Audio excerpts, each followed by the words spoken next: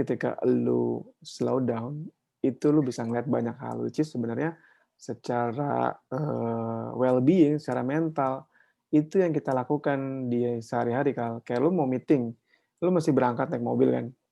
Ketika di perjalanan itu kan lu ibaratnya lu ada apa bukan me time, lu kayak ada jeda lah. Paling lu kalau dulu pas sebelum pandemi lu meeting berapa kali sehari? Ketiga. Kalau sekarang?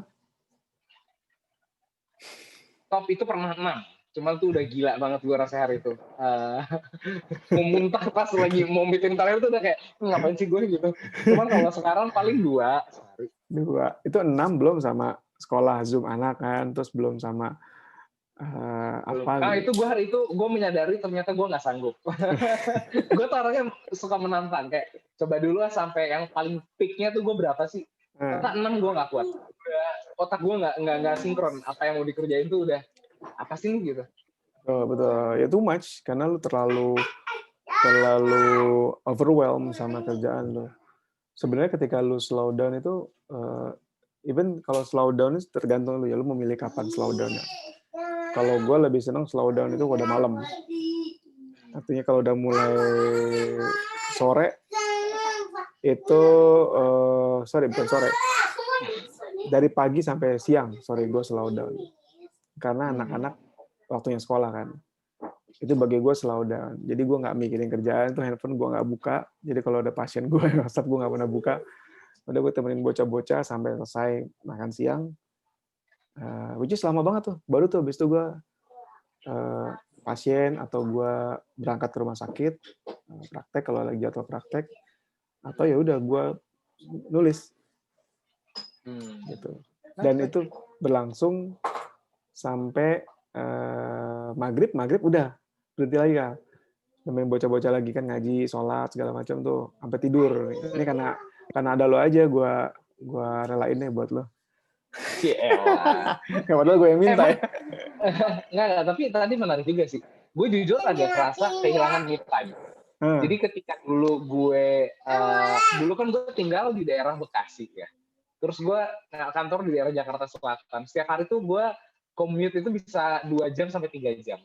Gue tuh seneng banget dengerin berceramah atau podcast atau video informasi via YouTube gitu yang gue play aja. Jadi gue cuma denger suaranya gitu. Terus sambil gue mikir tentang hal gitu. Itu sebenarnya gue hilang ketika pandemi ini karena kan kita less commute kan, jadi jarang berpergian kan. Itu yang gue jadi jarang agak kehilangan gitu momen untuk berpikir. Nah itu tuh kayak yes betul.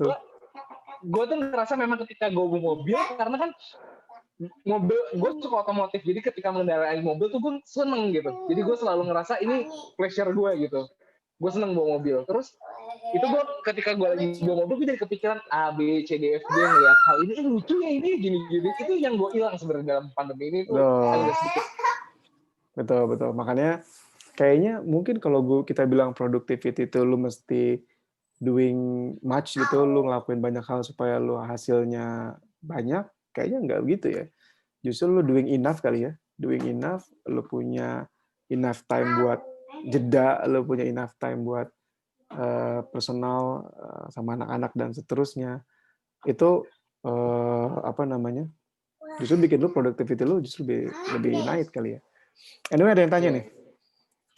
Siapa yang nanya? Apa dari Mas Omar nih. Tadi kan sempat dimention sama Om Firman. There's a sort of association in the way our brain works. Nah, kan kita kerja di rumah. What will be the best way to segregate our mindset between work and non-related? Karena kan areanya di rumah, apakah scheduling cukup atau we do need to set an area at our house to put the distinction. Oh, tadi udah dibahas. Betul, bisa. Kalau bisa set area di rumah buat kerja, itu bagus banget. Tapi kan nggak semuanya punya fasilitas itu ya. Nah, tadi Haikal di lantai 2 ya, Kal ya? Iya. Kalau gue di rumah, di kamar, tapi nggak ngadep kasur, kadang-kadang. Atau kita bisa, atau misalnya gue kadang-kadang pindah-pindah. Karena ini brain trick juga. Jadi otak itu, ingat ya, otak itu butuh stimulasi. Otak itu butuh stimulasi lah. Nah, salah satu yang bikin otak kita terstimulasi itu adalah dopamin namanya. Nah, dopamin itu kayak hormon atau zat kimia yang kaitannya sama motivasi lo lah, di otak lo lah. Itu bisa tersekresi keluar di otak kalau ada keterbaruan. Ada novelty kalau bahasa Inggrisnya. Setiap ada keterbaruan, itu otak lo kayak banjir dopaminnya. Ketika banjir, lo jadi termotivasi. Sama kayak gadget, misalnya sama kayak Instagram. Instagram itu kan yang bikin lo adiktif sama Instagram karena informasi baru-baru terus. Nah, dulu Instagram tuh ada mentoknya kalau scroll, bener nggak? Iya. Nah, sekarang nggak ada. Jadi setiap lu scroll nggak berhenti-berhenti tuh. Artinya lu kasih informasi baru, itu buat lu jadi kehook di situ. Nah, kalau kerjaan gue juga sering gitu. Jadi supaya gue ada dorongan motivasi gitu ya. Gue suka doing the novelty gitu ya, keterbaruan itu tadi.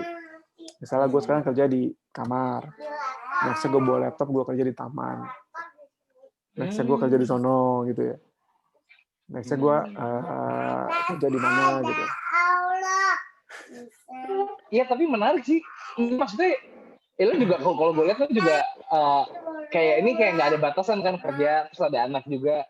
Sebenarnya mungkin bukan cuma tempat sih yang harus kita iniin, tapi lebih ke arah mindset juga kan. Jadi kayak put our mind itu lagi kayak kita siap untuk bekerja gitu. Good. Nah, terakhir kan, karena udah jam 8:30 nih. Tadi Mas Omar nanya lagi nih. Terus kalau orang kerja di mana aja, multitask itu bagus nggak ya? Sebenarnya bukan multitask itu ya. Kalau terbiasa kerja di mana itu sehat nggak ya? Terbiasa dengan kepala. Nggak apa-apa sih. Terkerja di mana aja tuh maksudnya kayak tadi pindah-pindah. Nggak apa-apa kok. Asal kita merasa enjoy di situ. Jangan sampai misalnya kita kerja terus di kamar gudang gitu supaya ada keterbaruan. Jangan juga, di gudang nggak enak. Atau di WC kerjanya. Di WC juga kadang-kadang ada ini inspirasi. Ada. Cuman paling baca buku sih gua kalau di WC. Baca buku. Nah, gitu. Artinya mungkin itu pertanyaannya. Ketika maksudnya bekerja di mana aja maksudnya itu kan. Kalau kita pindah-pindah, boleh kok, asal kita merasa nyaman di situ. Sekali lagi, itu trik supaya kita merasa ada yang baru, suasana baru, itu bagus. Karena gue kenal salah satu atlet sepeda namanya Mas Aiman. Itu atlet SEA Games, masalah dia juara tuh. Dia di Jogja. Waktu pandemi dia sendirian tuh di base camp. Gue tanya, Mas, lo gimana? Nggak bosan latihan sendiri?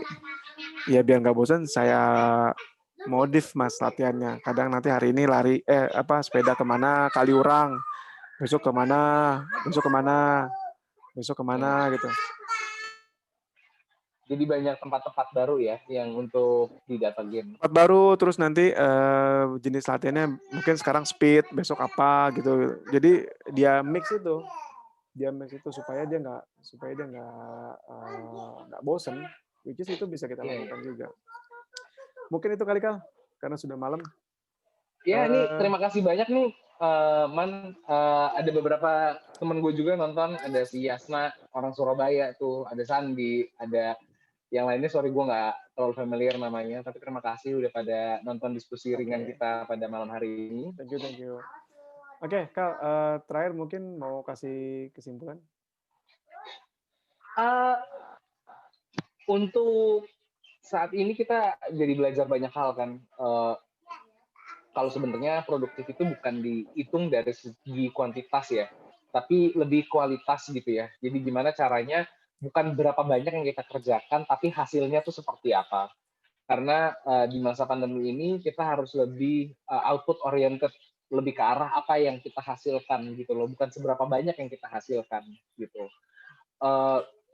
Memang nggak mudah penyesuaian ini, banyak sekali orang yang terjebak dalam pemikiran-pemikiran negatif, selalu merasa nggak bisa, selalu merasa nggak mudah.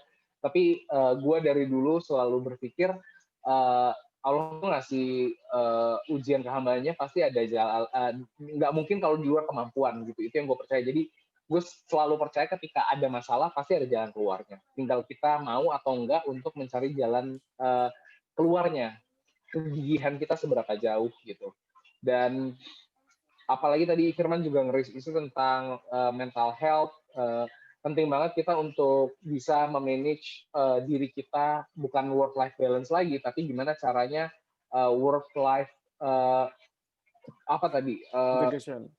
integration gitu ya. Itu yang perlu kita coba pelajari sekarang supaya kita nggak gampang jadi manusia yang negative thinking. Itu sih Mas. Oke, good. Thank you Haikal. Teman-teman sekali lagi terima kasih udah join. Sekali lagi tadi keep under scheduling ya. Jangan terlalu tight schedule-nya, apalagi teman-teman yang udah punya anak atau punya banyak kegiatan, dikasih jeda waktunya. Jangan sampai kita kena Zoom fatigue, lelah Zoom gitu. Nanti mungkin kita akan bahas spesifik terkait isu itu. Jangan sampai teman-teman stressful karena kayaknya ya nggak ada yang lebih bisa menggantikan kesehatan mental itu dibandingkan teman-teman mungkin punya karya tapi teman-teman stres, itu nggak seimbang teman-teman. Kalau kata WHO, there's no true physical health without mental health. Jadi nggak ada sejatinya itu nggak ada kesehatan fisik yang sejati tanpa kesehatan mental. Jangan sampai kita stres sampai kita akhirnya tenggelam, bahkan sampai punya gangguan cuma gara-gara kita terlalu overwhelmed sama kesibukan kita di masa pandemi. Karena produktif tadi kata Haikal bilang bukan kuantitas doang yang kita lihat, tapi juga bagaimana hasil karya kita, dan plus kalau dari saya gimana kita tetap punya mental yang sehat. Terima kasih Haikal, sekali lagi teman-teman juga terima kasih. Semoga bermanfaat dan kita ketemu di sesi berikutnya. Dan ini akan Screenshot dong anak-anak, jadi kalau mau siapa oke. kita biar bisa di sosmed gitu. Halo Ria. Oke. Screenshot ya. Kalau yang bisa buka wajahnya silahkan ya. Jadi nggak ketutupan. Cuman kalau emang pada nggak mau juga. Oke, sip. Thank you Kal. Oke. Semoga bermanfaat. Kita ketemu lagi di next session. Thank you sekali lagi Kal. Assalamualaikum warahmatullahi wabarakatuh. Salam.